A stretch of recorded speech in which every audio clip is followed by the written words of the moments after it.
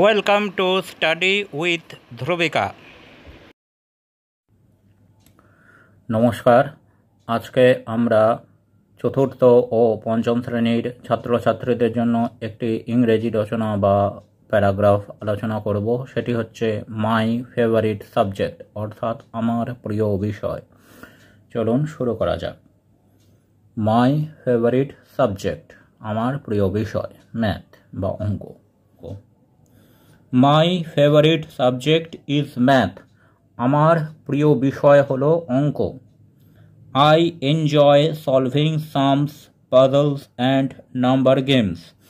আমার বিভিন্ন ধরনের অঙ্ক, ধাঁধা ও নম্বরের খেলাগুলো সমাধান করতে ভালো লাগে।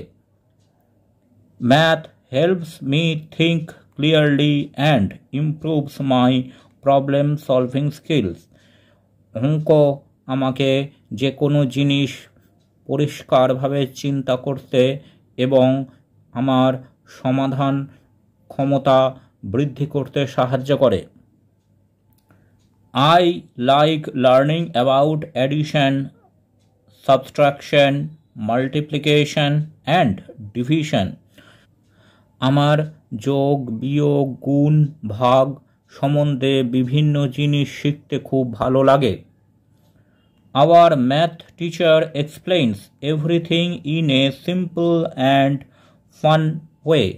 আমাদের অঙ্কের শিক্ষক মশাই সমস্ত কিছু খুবই সাধারণ এবং মজার ছলে শিখিয়ে দেন। I feel happy when I get the right answers. যখন আমার অঙ্কের সঠিক উত্তর হয় আমি খুব আনন্দ পাই। Math is used in our daily life.